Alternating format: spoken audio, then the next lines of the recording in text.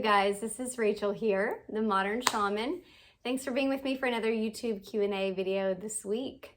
If you're new to the channel, then I'm glad you're here and I would love for you to check out the website. My website is themodernshaman.net and there's just a lot of resources there that I love to guide people towards if you'd like to sit with me for a session one-on-one. The booking for my online calendar is on my website. As well as the different types of sessions that I offer, whether it's healing or traditional reader, past life viewing, medical intuition, ceremony, you name it. Also, if you would like to study in your own psychic development, shamanic awareness, elemental awareness, energy healing modalities, I offer a masterclass teaching curriculum that I developed over many years of basically just being who I am and being in this field and also trying to live an integrated life, to live out my purpose. And so the masterclass really has a ton, there's 44 modules in there of video teaching curriculum. I also have a master's degree in education. I don't know that I talk about that a lot, but the education part, writing curriculum, that's something that I trained in just in the academic community, how to write curriculum, how to guide and really how to learn information through the best aspects of integrated understanding, integrated wisdom. So this is experiential learning. So I really teach the classes that way. There's basically meditations, practice activity, guided activities, activations that you're doing. So it's not just the video like this is on YouTube. There's a lot of practice that's required when you get into really the bones and the meat and the marrow of my teaching curriculum. So if that intrigues you, if something kind of pricks in your heart right now intuitively, speaking to you, I would love for you to check it out. I do believe that people are led there who need to receive that information. So if that's you, I would love to be of service in that way. I provided it on the website. You just click on teaching and it moves you through the portal into the masterclass that's available. All right. I'm going to answer the question for this week. This one came in actually a couple weeks ago, but it's been in the queue and I haven't had a chance to get to it. So here it is for today. It says, "Hi Rachel, thank you so much for your channel. I've been watching you for years and taken several modules. I do readings for others now and wanted to ask you how you go about doing energy healings on those with drugs in their system. I find it particularly hard when my clients are on Xanax. I can't seem to break through. There is some sort of energetic wall. What do you do to help those that are on this type of medication?" Medications in the body. This is a great question. Honestly, I think for both those that are the client or those that are on any benzodiazepines, which are like Xanax, Klonopin, Ativan, Valium, it's overly prescribed for anxiety, depression, mostly anxiety. But anxiety, honestly, you guys, like everyone has anxiety. It's so common nowadays because of this system and society and culture that we live within. And the answer, in my opinion, is not medication. It's finding a balance within the society. It's natural methods towards finding how to relieve so much energetic input into our human systems. So I've been there, done that also. Like I work with people because so many people are on these medications. It's hard to get around. You've got to learn how to work with them. So I want to talk about it from a practitioner standpoint, if you are working with those clients and those that are taking those medications. I realize what I said just a second ago may sound harsh. I have a lot of compassion for those that struggle with anxiety. People in my family struggle with anxiety. Everyone in some way, shape, or form will experience anxiety in their life. that is a no-brainer. There's nothing wrong with you for feeling anxiety. So I have compassion for that, and I have a heart. I feel like sometimes when we talk about alternative methods or getting off the medication, people first don't assume, or they assume that we don't feel what they feel or the intensity of what they feel. And I absolutely do, especially if I'm remote viewing into their body. I can feel everything. I feel every anxiety and fear and just panic. And so the sensations are very real. I'm not minimizing those. But it is an epidemic in our culture, which means that for our species, we've got to evolve out of this.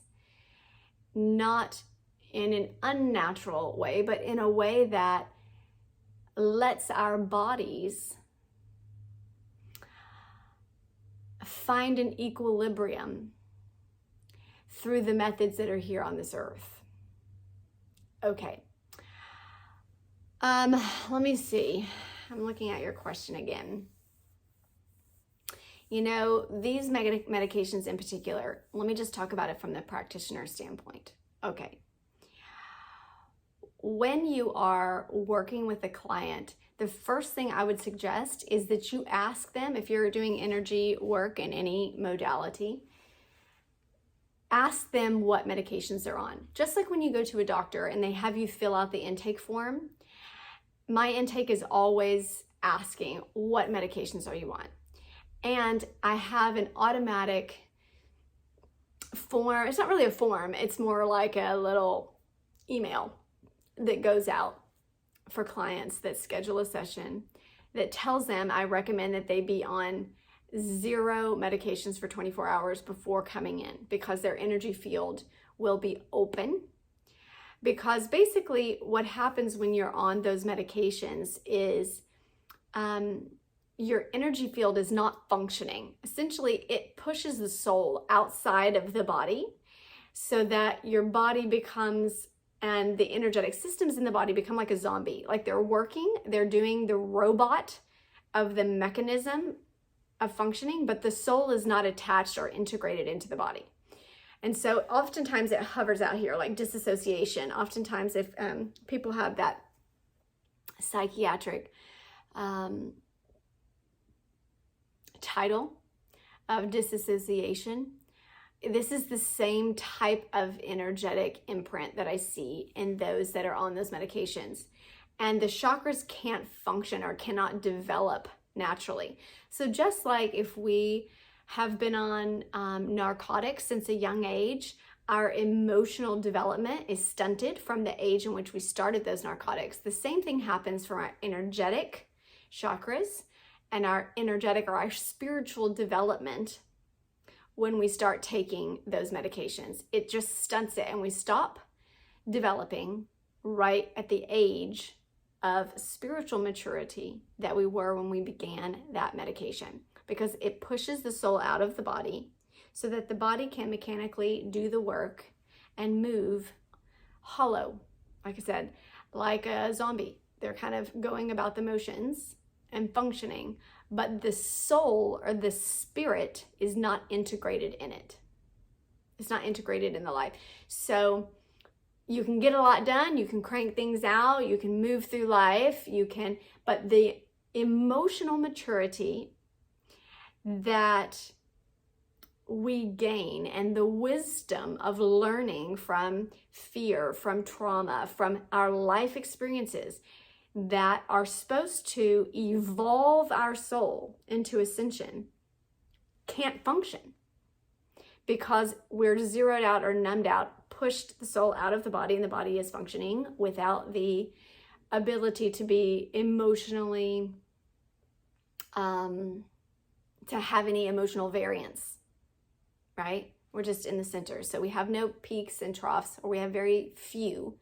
And so we don't glean from the experiences in our life. We don't even see them. We just kind of bypass them, or maybe they happen, but we have no emotional wisdom system to learn a lesson, to go through that. So we kind of have cycles, like we just end up spinning our wheels. We do sometimes the same things over and over. We date the same type of people. We have the same type of relationships. We never quite heal from the wounds because we don't have the native function that a human body and being incarnated onto this earth is meant to teach you through the wisdom school of this earth, which is the school of hard knocks. There is the polarity, suffering and joy, okay? And we glean from our suffering when we evolve spiritually through this. What is it here to teach me? Why am I afraid of this? How do I heal and move through it? How do I forgive? How do I transmute the energy of this density of something that feels evil? How do I move light into this space? So all of those are processed through the spiritual growth, which is also active energetically through the spinning of our chakras. When we are on certain types of medications that null the emotional variance in our life, essentially we move slower through that process of spiritual evolution. Because the chakras essentially, they don't function. They kind of freeze up or they lock up. And a lot of times people will say, I feel blocked. I feel like, they go through life, but they don't feel the connection to the soul of their life, to the depth of their life. And that's a telltale sign that we're not ready, or we're not at a place where our chakras are moving in their own energetic function to help us progress through. Just like a watch in gears, right? It moves the system through higher and higher so that essentially we are evolving as a species on this planet, as a soul having this human incarnation. It's a wonderful system when we let it function. But there is work involved. There is emotional work involved. And that is majorly why we're here. It's not just the purpose in terms of career or like what impact and legacy of what I did here on this earth. It's the value that you gleaned as a soul. We know this deep inside. So all that being said, when you are working with a client, ask what they are on.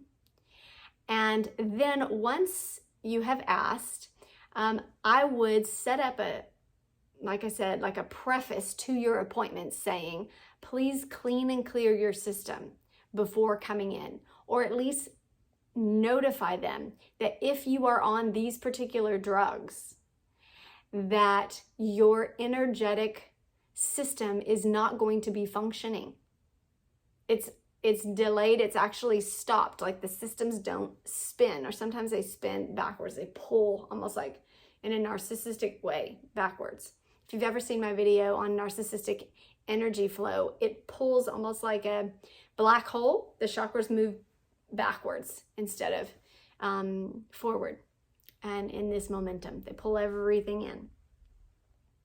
So that being said, the same pattern starts to happen when we are on these medications. At least let your clients know, because it's the way that their energy is moving.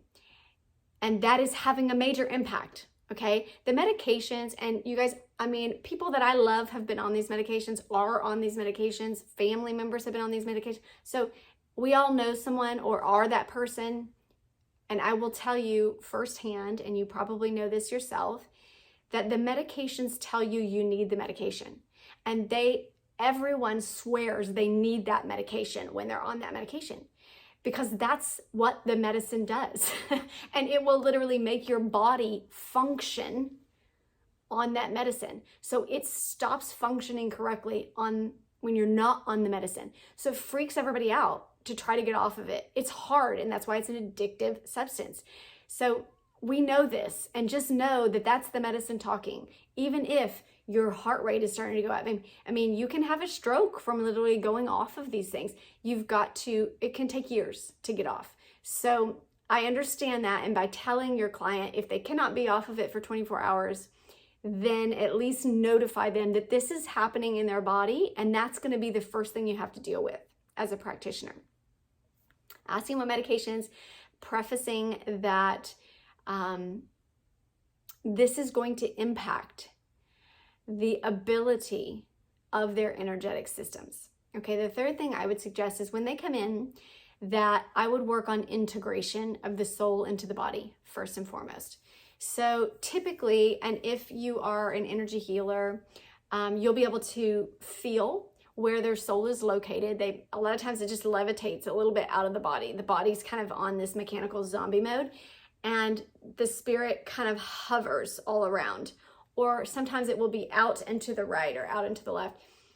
It can be in a definitive space. But essentially, what you do is you invite the spirit to integrate back into the form.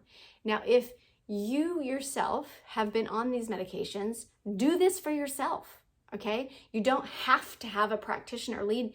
They are initiating because you reached out to them and said, I need help. So essentially the power is in your energy as the client, as the person saying, I need help.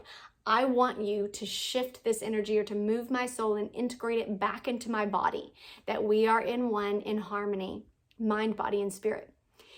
The power comes from you, not the practitioner. They are the channel ushering in the amplitude of that energy or that intention. So they crank up the volume in the dial on your intention to integrate back in. So that being said, don't disempower yourself that you can't do this yourself. You absolutely can. You can say and set that intention that I want to integrate my soul back into my form. Okay? And if you are sensitive yourself as a clairsentient, as somebody that feels energy, notice where your soul is held and literally feed it back into the body. The easiest channel for that, for soul integration, is through the crown chakra. And it opens up literally just like this, like a big satellite on the head. Let it spread open. If it feels like you can't feel it, you're so numbed out, like give yourself a spot on the head as if you're cutting it open, having some sort of cranial surgery. Let yourself feel the tactile sensation of it. We can align more with this if we have been numbed out from emotional sensations. So give yourself the physical sensation of opening it, letting the light in. You can even stand outside in the natural sunlight and start to amplify the sensation of light coming in through the top of your head. You can stretch the pores on the skin and let the light come in. I want all of my soul's integration to move through my body. Now, my suggestion when you're integrating, whether it be you or whether you are leading someone through this integration, is that you do it standing. Have your feet firmly planted on the floor, connecting to the earth. Again, this is your grounding. Oftentimes when our spirit has been outside of our body, we're very ungrounded. So it's important to get that connection with the earth. You can do it even with sitting on the floor, putting your tailbone right on the ground and getting that tactile connection from the coccyx, the bottom of the tailbone, straight on the earth. Like sit on it for a second like this and feel it. Okay, I'm grounded. You have to be very physical and sensational when you're integrating, at least from the shamanic perspective, because you've been so numbed out and outside, the body and the spirit are not used to working like this. So you've got to kind of feel it, initiate it, and then be like, oh yeah, that's where I'm grounded. There's my feet. There's the mud. I'm going to plant them down in. I'm going to press my toes into the ground. I'm going to get my butt on the floor. Once we connect that, then we essentially let the light come in through the crown chakra, feed all the way down to that grounding cord, wherever that may be, whether it's the coccyx on the tailbone that's connecting with the earth, or the pads of your toes and your heel connecting with the earth. Feed it all the way down into the earth. So as above, so below, from the sky into the earth. Father Sky, Mother Earth, you are the child. in the middle. I am the creation energy. And this is the balance that we come into when we integrate. Okay, energy from the sky all the way through the form of creation, which is your human body, manifest here, into Mother Earth, grounded and solid here in form. Okay, once you are integrated there and you feel that the body has accepted that spirit, sometimes it will twitch, it will have like little, almost like static electricity or circuits that kind of go crazy. So they may get tinnitus, they may like their ears may pop, they may have pain in the body. This is all associated with the spirit finally coming back in. It's got to situate itself like water into a glove. It's got to fit all back into the body. So it may take time. When you are doing that, if you're a shamanic practitioner or you move energy through sound, the deeper the hertz or frequency, the lower the frequency, the deeper the tone, the more grounded that energy will be. So if they are receiving energy from the light, from the sunlight into the crown, you can drum, you can chant, you can use lower tone root chakra singing bowls to pull the energy down. You can use magnets, you can use dirt, literally running it through the meridians of the body all the way down to the feet, essentially pulling that energy down. You're going to need to do that very literally, pulling the energy back into the body.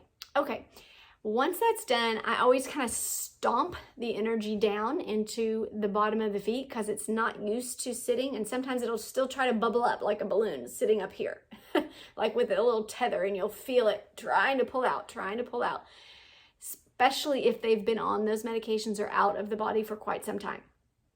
I should say here as a little caveat that you don't have to be on these medications to have a spirit that prefers to be out of body. Trauma can induce this, something very uncomfortable in the body, sexual abuse, physical abuse, where the body was not safe for the individual to be in it, and so their spirit tends to hover.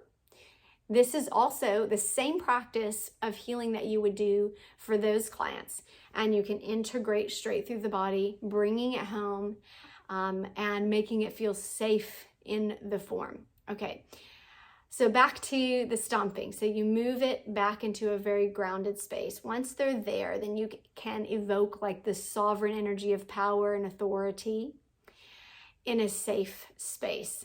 So this has both vertices. Safety has both vertices. We feel secure when we align our energy on the axis, the vertical and the horizontal axis, okay? So we're grounding down, we're standing, and then we spread our energy out. So we open our arms, we spread our feet out. Sometimes you could sit and do this, and just push the energy out. If as a practitioner, then you start pulling this way, right? Literally, if they need to feel the sensation of it, then you would pull. Same if you're using magnets, you would align with the horizontal vertices pulling outward. So now we've got both axis points very, very grounded and aligned and safe in our groundedness. If we only pull and ground down into the integration, we are strong in our sense of connection, but we don't have that ability to feel safe in it yet. And this is very important for those who have been out of body, okay? Because it will feel like you're toppling, right? Like it's easy to topple over if we don't have both vertices aligned. Okay, so we'll pull outward this direction, again, to create that energy of balance and safety in the body. Okay, this is also our ability to express from here, to move forward from here, to have mobility, not just staying in one point, but be able to be multidimensional with ourselves once we integrate. So from there, then you can move into the healing that you do, whatever modality that is, whether it's Reiki, shamanic healing, sound therapy, whatever it is that you do as an energy healer. Once they are grounded in both vertices back into the body, then you can lay them down and begin your energy work and work through it in that way. So I hope that was helpful to you guys. Again, whether you are going through this yourself personally and would like to integrate your own spirit back into the body, yes, now is the time. Right now, if you're watching this video. Or if you are a practitioner, and if you are, you're going to experience this. You just will. It's just an epidemic and on this planet and our species right now as part of our evolution to learn how to integrate high voltage of energy and information as we ascend. And we will. Our species, our bodies, they are learning to evolve and integrate. So encouragement to you guys. This is not a discouraging question. We are all on our way. All right. Blessings. I'll be back next week with another video.